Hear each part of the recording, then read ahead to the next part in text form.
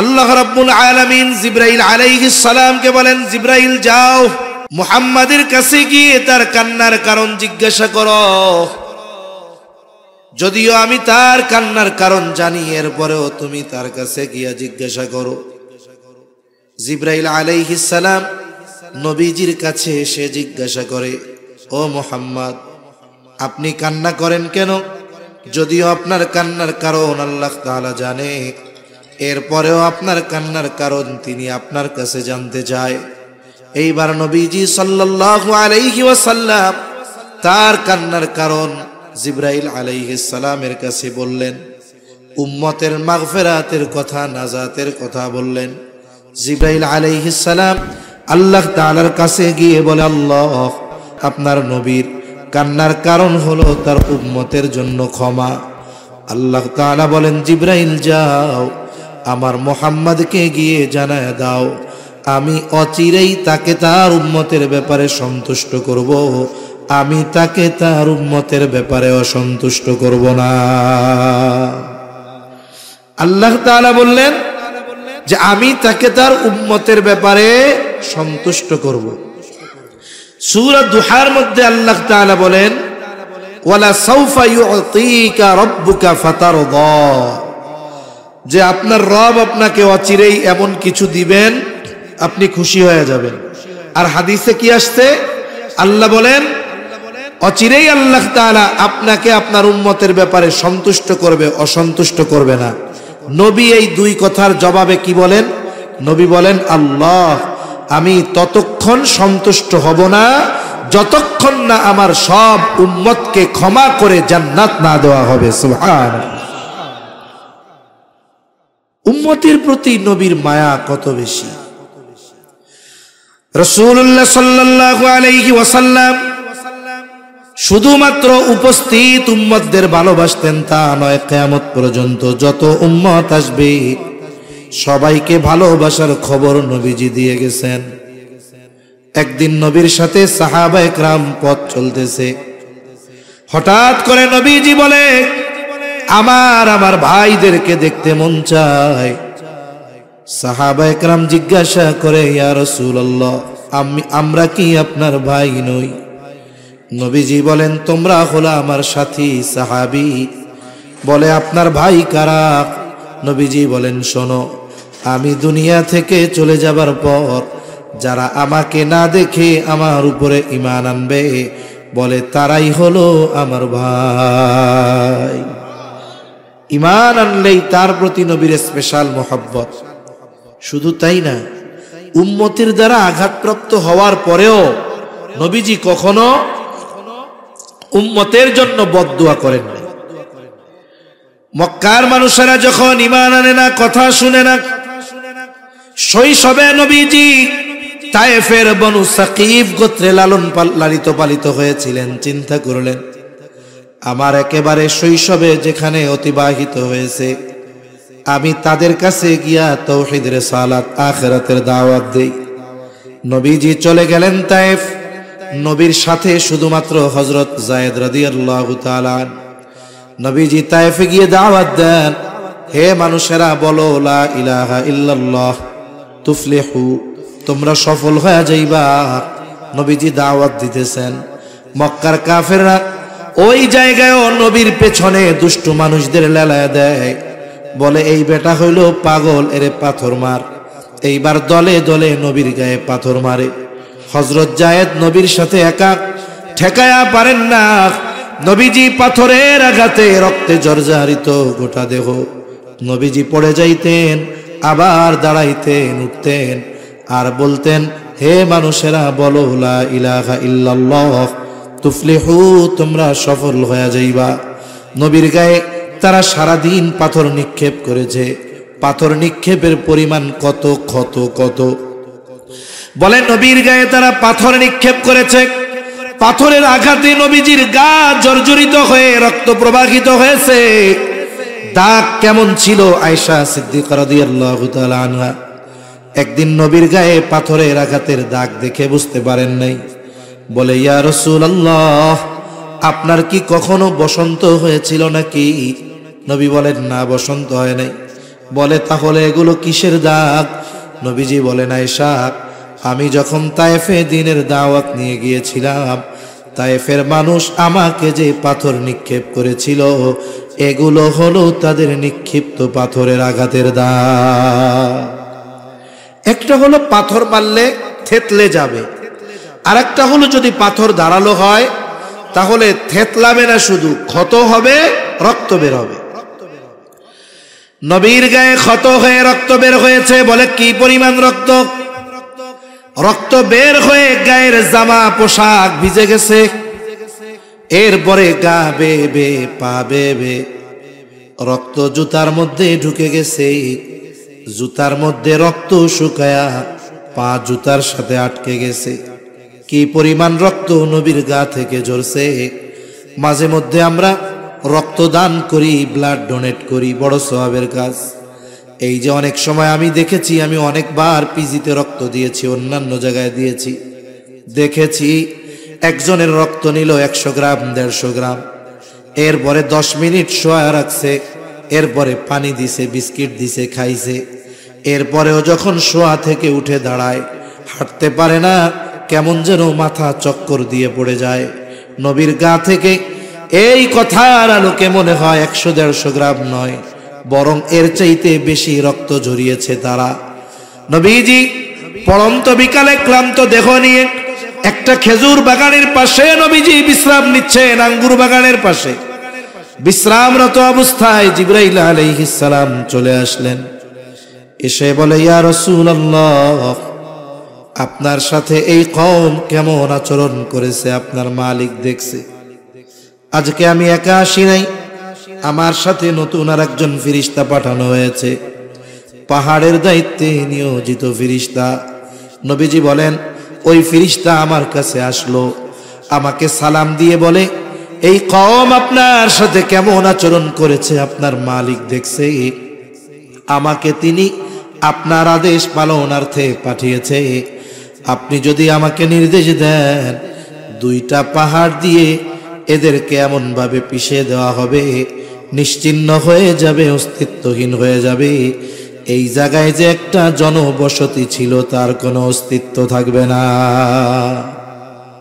আল্লাহ পাঠাইছে আমাকে আপনার আদেশ পালন করার জন্য। আপনি শুধু অর্ডার দেন, মুহূর্তের মধ্যে খালাস। নবী কি প্রতিশোধ পরায়ণ ছিলেন নাকি? নবীকে ব্যক্তিগতভাবে যদি কেউ কষ্ট দিত, ক্ষমা চাইলে নবীজি মাফ করে দিতেন। আমরা তো প্রতিশোধ পরায়ণ। বলে 20 বছর আগে কেউ যদি আমাকে একটা কথার দ্বারাও কষ্ট দিয়ে থাকে, 20 বছর পরে যদি আমার পাওয়ার হয়, ক্ষমতা হয়, ওই 20 বছর আগের ওই কথার প্রতিশোধ নিতে আমি উন্মুখ হয়ে থাকি। মনে রাখবেন, প্রতিশোধ পরায়ণ মানুষের অন্তরে কোনোদিন শান্তি আসে না। কিন্তু যারা ক্ষমার এই মহান গুণ অর্জন করতে পারে, এদের সম্পদ না থাকতে পারে কিন্তু শান্তি দিয়ে হৃদয় ভরপুর থাকে। আল্লাহ তাআলা এই ক্ষমার গুণ আমাদের দান করেন, বলি আমিন। আরে প্রতিশোধ সবাই কম বেশি নিতে পারে, ক্ষমা কয়জন করতে পারে? নবীজি আরাম করতেছিলেন, আরাম থেকে উঠে বসলেন। কেমন যেন ফেরেশতাকে বলে, শোনো, তুমি তো আমাকে বলতেছ, আদেশ দেন 2 পাহাড় দিয়ে এদের পিষে দেই, কিন্তু এদের ব্যাপারে আমি আল্লাহ তাআলার কাছে কি আশা পোষণ করি জানো? আমি তো এদের ক্ষতি চাই না, আমি তো এদের ধ্বংস চাই না, বরং আমি আল্লাহর কাছে আশা করি, বাল আরজু আন ইয়াখরুজাল্লাহু মিন আসলাবিহিম মান ইয়াবুদুল্লাহ ওয়াহদাহু ওয়া লা ইউশরিকু বিহি শাইআ।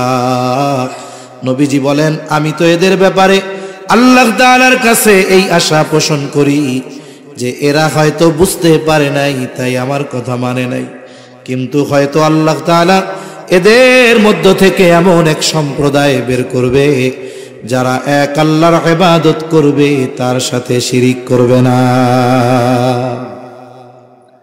আমি তো এই আশা করি, আর তুমি আমারে কইতেছো যে নির্দেশ দেন পাথর চাপা দিয়া সাইজ কইরা দেই। একটু চিন্তা করেন তো, উম্মতের প্রতি কেমন মায়া মোহাব্বত ভালোবাসা থাকলে এই রকম আঘাত প্রতিঘাতের পরেও নবীজি ক্ষমা করে দেন। একটা একটা হাদিস ঘটনা বলতে গেলে অনেক বলা যাবে। আসেন, নবীজি আমাদের ভালোবাসেন এ ব্যাপারে সব একদিকে রাখেন। নবীজি আমাদের ভালোবাসেন এই খবর কোরআনে জানিয়েছেন কে? জোরে বলেন না কে? আল্লাহ তাআলা জানিয়েছেন।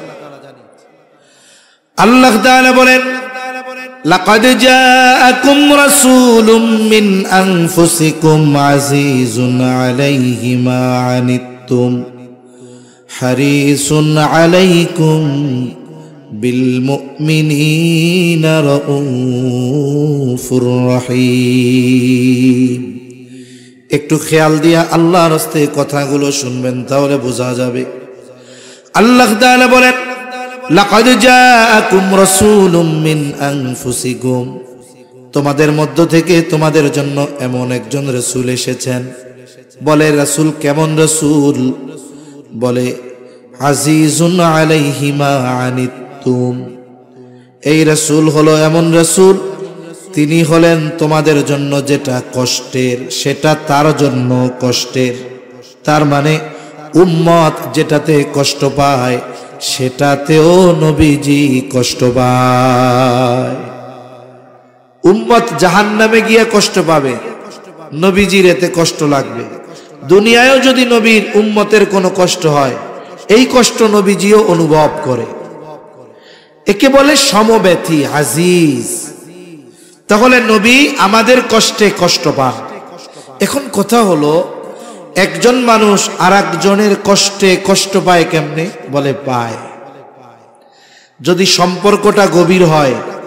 যেমন মনে করেন এক লোকের 2 বছরের একটা বাচ্চা আছে, একেবারে প্রত্যন্ত অঞ্চলে বসবাস করে। বাচ্চার বয়স কয় বছর?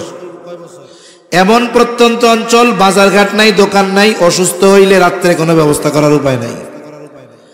গভীর রাত, ওই 2 বছরের বাচ্চা প্রচন্ড জ্বরাক্রান্ত হয়ে গেল, অসুস্থ। রাত 1টা বাজে, 2টা বাজে, দোকানও নাই, যানবাহনও নাই, হসপিটালে নেওয়ার উপায় নাই। জ্বরের তীব্রতা এত বেশি, বলে চোখ দুটো কেমন যেন ফুটে বের হয়ে যাবে। বাচ্চা জবান দিয়ে আবল তাবল বকতেছে, আহ আহ বলে। গায়ে হাত দিয়ে দেখা যায় গাটা যেন কেমন আগুন হয়ে গেছে। এই অসুস্থ বাচ্চা যন্ত্রণায় আহ আহ করতেছে। তার 2 পাশে বসা তার মা আর বাবা। সন্তান যাদের আছে তারা অনুধাবন করতে পারবে। বলেন তো, ওই অসুস্থতায় ওই ছোট বাচ্চা যত কষ্ট পায়, পাশে বসে থাকা মা বাবা ওই বাচ্চার চাইতে কষ্ট কম পায় না? বেশি পায়। বেশি কষ্ট কেন পায়? বলে মোহাব্বতের কারণে। অন্যের সন্তান অসুস্থ হইলে তো আমি এত কষ্ট পাবো না। কেন? বলে ওই সন্তানের প্রতি আমার মোহাব্বত ওই সন্তানের মা বাবার মতো না। আল্লাহর কসম করে বলি, মা বাবা আমাকে আপনাকে কত ভালোবাসে, তার চাইতে নবীজি অনেক গুণ বেশি ভালোবাসে। বলে আসলে ভালোবাসে কে? বলে বিপদ আপদ মুসিবতে পাশে থাকে যে। বিপদে যে আপনারে আমারে ফালায়া দৌড় দিবে, ও যদি মাইক একটা লাগায় কয় আপনারে খুব ভালোবাসি, বিশ্বাস করবেন নাকি? দুনিয়ার বিপদ আপদ মুসিবত এটা ক্ষণস্থায়ী, চোখ বন্ধ হলেই শেষ। বলে কঠিন মুসিবত, আসল মুসিবত হলো কিয়ামতের দিন। ওই মুসিবতে আমার পাশে যে আমাকে ভালোবাসে সে। বলে কিয়ামতের ওই কঠিন মুসিবতে যুবক, তোমার বন্ধু তোমার পাশে থাকবে না, আমার বন্ধু আমার পাশে থাকবে না, মা বাবা থাকবে না, স্ত্রী সন্তান কেউ থাকবে না। আল্লাহ তাআলা বলেন, ইয়াউমা ইয়াফিরুল মারউ মিন আখিহি ওয়া উম্মিহি ওয়া আবিহি ওয়া সাহিবাতিহি ওয়া বানিহি লিকুল্লি ইমরিইম মিনহুম ইয়াউমাইযিন শা'নুন ইউগনি। আল্লাহ তাআলা বলেন, কিয়ামতের দিন ভাই ভাইয়ের থেকে পলায়ন করবে, ওয়া উম্মিহি ওয়া আবিহি, পিতামাতার থেকে পলায়ন করবে, ওয়া সাহিবাতিহি ওয়া বানিহি, স্ত্রী সন্তানদের থেকে পলায়ন করবে। হায়রে, কত মানুষ প্রবাসে থাকে, বিদেশে থাকে, 24 ঘন্টার 18 ঘন্টা ডিউটি করে, 2 ঘন্টার মধ্যে রান্না বান্না খাওয়া দাওয়া, মাত্র 4 ঘন্টা ঘুমায়। কত পরিশ্রম, কত কষ্ট। এরপরেও অফিস থেকে যখন বাসায় ফিরে গভীর রাত, বাংলাদেশে গভীর রাত, ফোনটা দেয়, স্ত্রী ফোন রিসিভ করার পরে বলে, মাত্র ডিউটি থেকে আসলাম, অনেক কষ্ট করে আসলাম, আমার কলিজার টুকরা সন্তানের চেহারাটা একটু দেখাও। এইবার ঘুমন্ত সন্তানের চেহারাটা যখন মোবাইলের মধ্যে দেখে, চ্যালেঞ্জ দিয়া বললাম, ওই 20 ঘন্টা কষ্ট করে আসা যুবকটার এই 20 ঘন্টা 18 ঘন্টার কষ্ট মুহূর্তের মধ্যে দূর হয়ে যায়। বলে সন্তানের চেহারাটা দেখছি, কষ্টটা দূর হয়ে গেছে। দুনিয়ায় কষ্ট দূর করার জন্য সন্তানের চেহারা দেখে, মা বাবার চেহারা দেখে, স্ত্রীর চেহারা দেখে, কিন্তু কিয়ামতের মুসিবতের কষ্ট দূর করার জন্য মা বাবার চেহারা দেখবে না, স্ত্রী সন্তানের চেহারা দেখবে না, বরং ওই দিন তাদের চেহারা দেখাটা আরো কষ্টের কারণ হবে। মুসিবতটা কত বেশি! বলে ওই মুসিবতে সকলে নাফসি নাফসি করবে, নিজের চিন্তা করবে, সকলে নিজের চিন্তায় চিন্তিত। বলে নবীও চিন্তিত, বলে নবী নিজের চিন্তায় চিন্তিত নয়, বরং নবী তার উম্মতের নাজাতের চিন্তায় চিন্তিত থাকবে। মানুষেরা এমন আল্লাহ তাআলার কাছে বলবে, আল্লাহ, সারা দুনিয়ার সব মানুষকে জাহান্নামে দিয়ে হলেও আপনি আমাকে জান্নাত দিয়ে দেন। ওই দিন নবী কি করবে ভাই?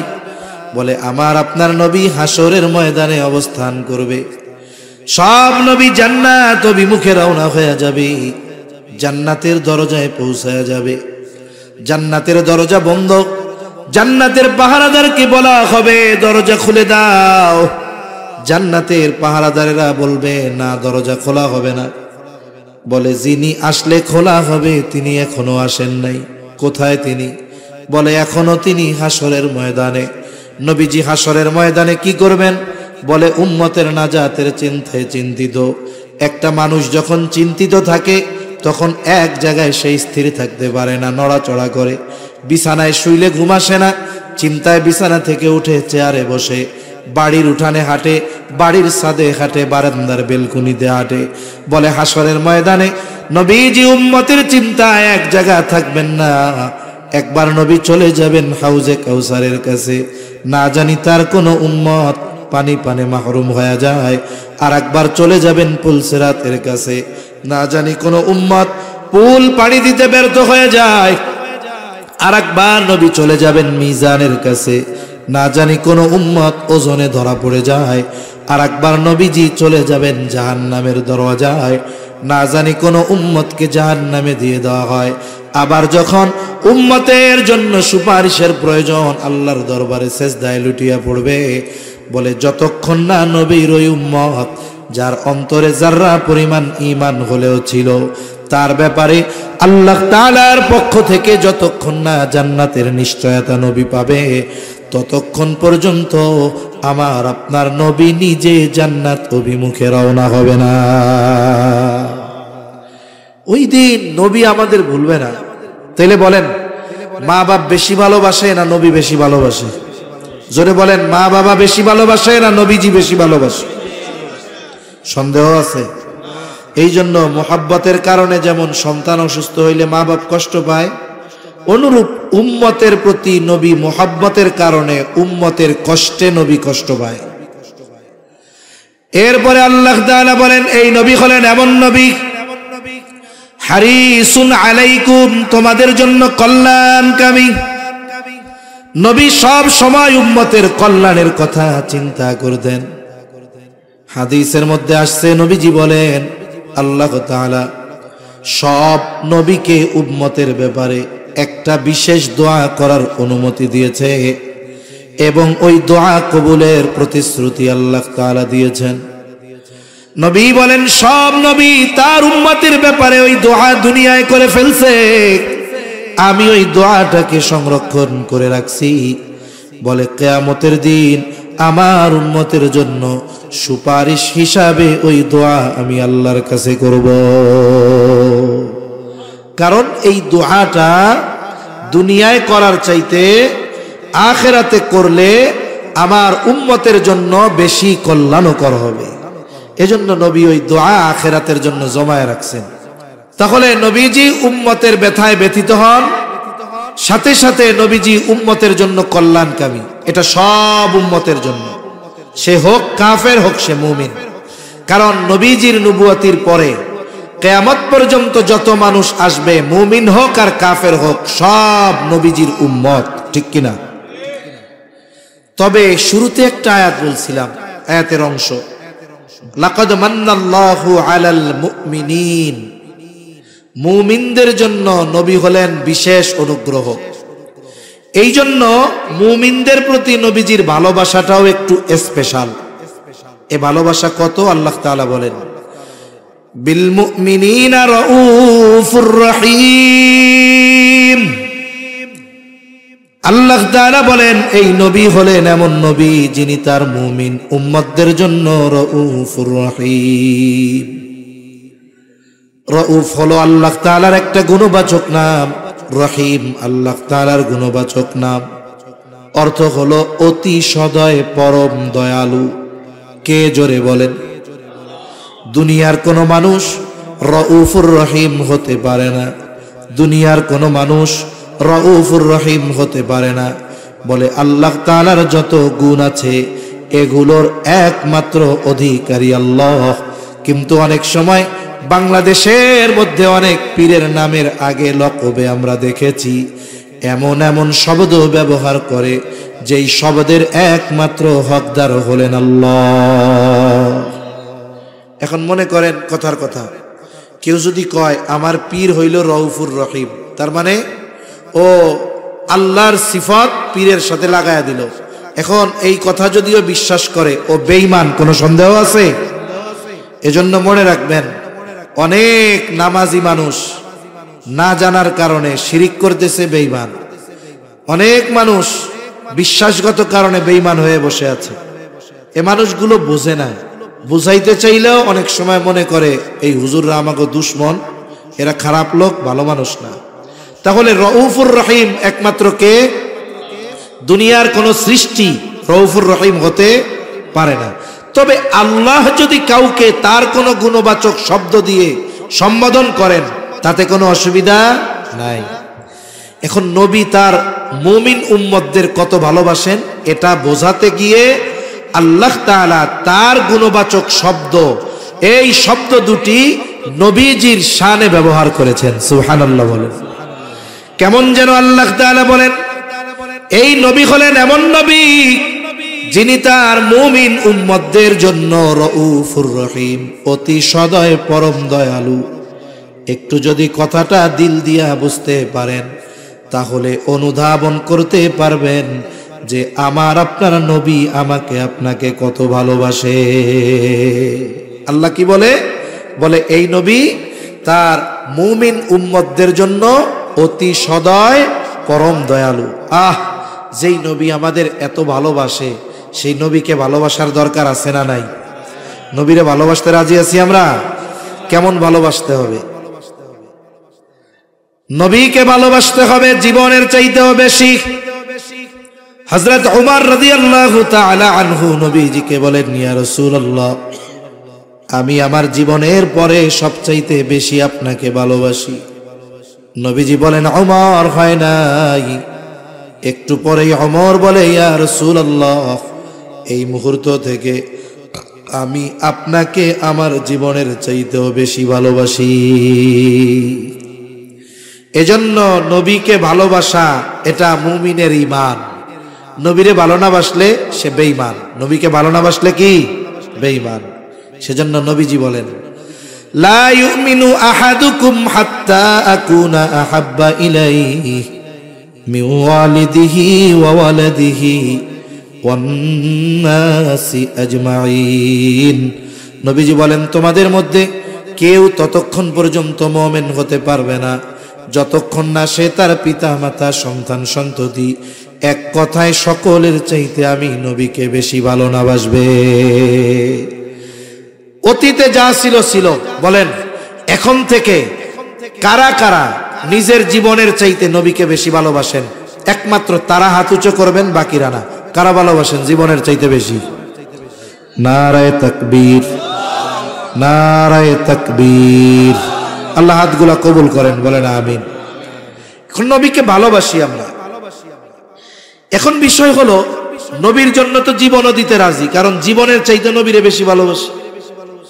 আমি যার জন্য জীবন দিতে পারবো তার জন্য বাকি কাজ করা কি কঠিন নাকি? কঠিন না, সহজ। আমি যার জন্য জীবন দিয়ে দিতে পারি তার জন্য বাকি অন্য কাজ করা এটা তো সহজ, স্বাভাবিক বিষয়। এখন নবীকে কেমনে ভালোবাসবো? যে শাহেদ হয়, নবী যদি আমার সামনে থাকতেন, আমি যদি নবীকে সামনে পাইতাম, ভালোবাসা সর্বোচ্চ বাসতে পারতাম।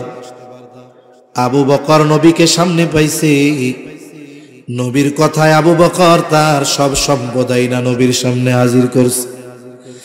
নবীকে তালহা সামনে পেয়েছে, উহুদের ময়দানে নবীজি গর্তের মধ্যে পড়ে যায়। তালহা তাকায় দেখে গর্তের থেকে নবী মাথা উঠায় আর নামায়, উপর দিয়া তীর যায়, বর্ষা যায়। তালহা আইসা নবীর সামনে নিজের পিঠটারে ডাল বানায় দিছে। আমি তো নবীকে সামনে পাই নাই, এই রকম ভালো কেমনে নবীকে বাসবো? নবী জানেন আমার উম্মত আমাকে ভালোবাসা নিয়ে চিন্তিত থাকবে, এই জন্য কিভাবে কোন পদ্ধতিতে নবীকে ভালোবাসা হবে সেই পদ্ধতির খবর নবী নিজে জানায় দিয়েছে। নবীকে ভালোবাসার প্রথম পদ্ধতি বলে, মান আহাব্বা সুন্নতি ফাকাদ আহাব্বানি ওয়া মান আহাব্বানি কানা মাই ফিল জান্নাহ। নবী বলেন, যে আমার সুন্নতকে ভালোবাসলো সে আমাকে ভালোবাসলো, আর আমাকে যে ভালোবাসবে সে আমার সাথে জান্নাতে অবস্থান করবে। নবীর সাথে জান্নাতে থাকতে পারা এটা সৌভাগ্যের ব্যাপার। সাহাবা একরামের কাছে নবীর সাথে জান্নাতে থাকতে পারার সংবাদ ছিল সবচাইতে আনন্দের সংবাদ।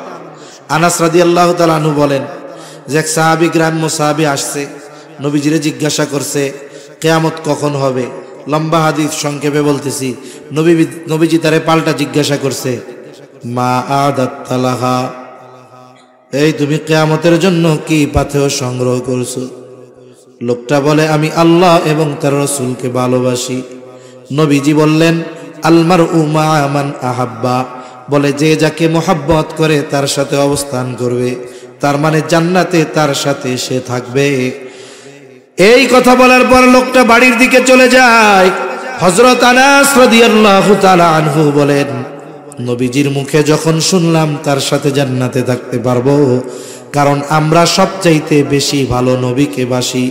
হযরত আনাস রাদিয়াল্লাহু তাআলা আনহু বলেন, ইসলাম গ্রহণের পর আর কোনো কথা শুনে আমরা এতটা খুশি হই নাই যতটা খুশি নবীর সাথে থাকতে পারবো এই কথা শুনে আমরা হয়েছি। এত খুশি ইসলাম গ্রহণের পরে আর কোনো কথাই হই নাই। আমরাও নবীর সাথে জান্নাতে থাকতে পারবো নবীর সুন্নতকে মোহাব্বত করলে।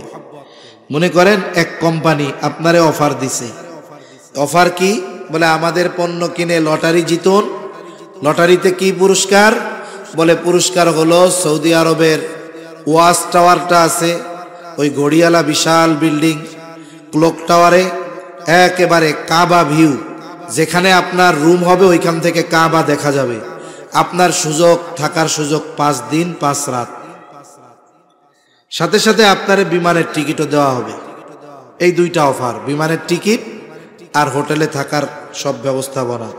অফার তো পাইছেন, এখন আপনার পাসপোর্টও নাই, ভিসাও নাই, অফার ভোগ করার সুযোগ আছে। নবীর সাথে জান্নাতে থাকার অফার আছে, তবে জান্নাতে আগে যাইতে হবে।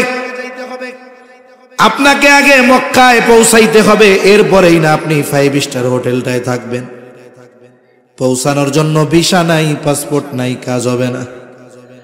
এখন বলে আমি আপনি যদি নবীর সাথে থাকতে চাই, জান্নাতে যাওয়া লাগবে। বলে জান্নাতে কেমনে যাব? নবীজি বলেন কুল্লু উম্মতি ইয়াদখুলুনাল জান্নাতা ইল্লা মান আবা। নবীজি বলেন আমার সব উম্মত জান্নাতে প্রবেশ করবে, আবা উম্মত ছাড়া। কে আবা উম্মত? নবীজি বলেন মান আতাআনি দাখালাল জান্নাহ ওয়া মান আসানি ফাকাদ আবা। নবীজি বলেন আমার আনুগত্য যে করবে সে জান্নাতে প্রবেশ করবে, আর জান্নাতে যে প্রবেশ করবে সে তো জান্নাতে আমার সাথে থাকবে, আর যে আমার আনুগত্য করবে না আবা উম্মত, সে জান্নাতেও যেতে পারবে না।